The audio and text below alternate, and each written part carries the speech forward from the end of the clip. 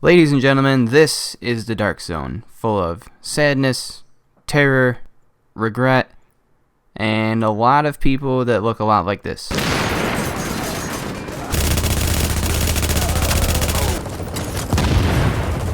Now, with great risk comes great reward, and that is exactly what the Dark Zone is going to give you, plenty of rewards. But let's say you don't have anybody to go in with, let's say you're all alone, you don't want to miss out on all this great gear. So I've made a quick list of 10 tips to surviving the Dark Zone alone. Now, one of my first tips is going to be stay hidden. Avoid being approached. Just keep visibility to a minimum. You do not want other players seeing that yellow bag on your back because they want everything that's inside of it. And a lot of these guys are just ruthless. They don't really care. They just want the best gear they can get, and they will do anything to get it. So stay hidden as much as possible. Now, number 9 is going to seem a little bit obvious again, but it is to have a plan. Figure out how to get rid of as much damage before the fight as possible. Know where you're going to move, cover to cover. Know which enemies to target specifically, especially the blitzers, the lightning bolt guys. You're going to want to take care of them as quickly as possible. I mean, even in this situation, I see there's way too many of them and not enough cover. So I move them all in the one alleyway. I kind of use a Spartan method here. And I just start ripping shots from that marksman rifle, and I'm pretty much taking them on one. They're not even getting shots on me.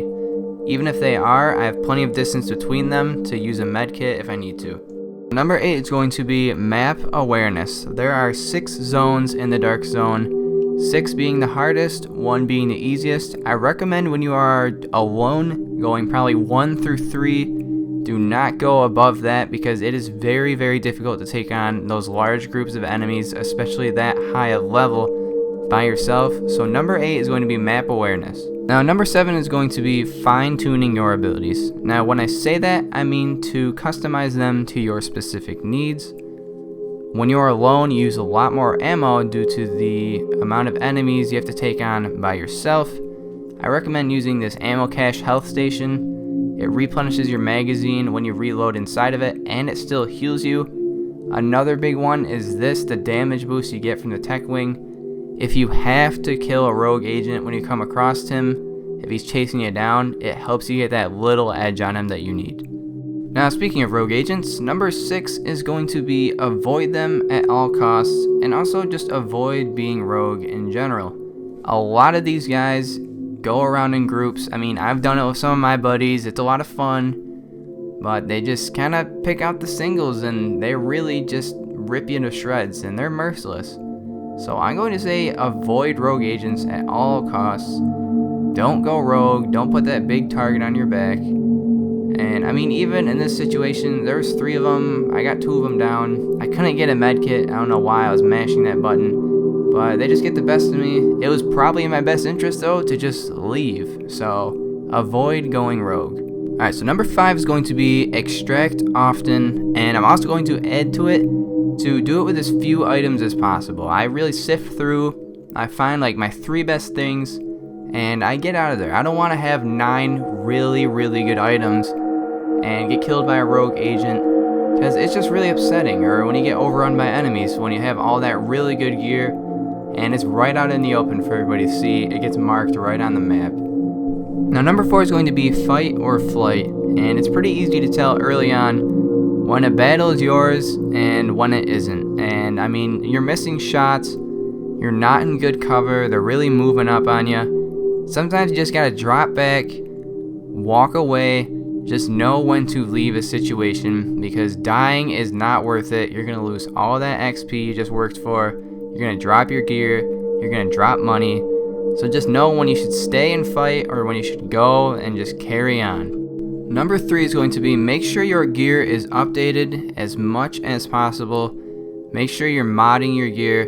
You really want to make sure your DPS is up. Your health is up there too though, because when you're alone, nobody's going to be able to pick you up. But you want to make sure you are fully prepared to enter this place because when you hit a new bracket, or especially when you hit level 30, these enemies are really, really strong. Some of them will get you in one shot. You really just don't want to get caught with your pants down.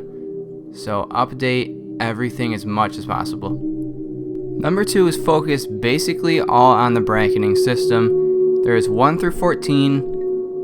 15 through 19, 20 through 24, 25 through 29, and then 30 through 30. Do not wait until you're level 30 to enter the Dark Zone. It is really, really hard to just kind of walk around by yourself in there. However, hit the top of each bracket and then go in. So if you're level 14, go in. You'll be running 1 through 14. When you're level 19, go into the 15 through 19, and so on. But do not wait till you're level 30 to enter the Dark Zone, because those are the toughest enemies in the game as of right now. And it's just a lot easier to walk around alone when you are on the lower level brackets. Number 1 is kind of a contradiction, but it makes a lot of sense. It's to find allies in the Dark Zone. Not everybody is like these guys that travel in a big pack, pointing their guns at your head.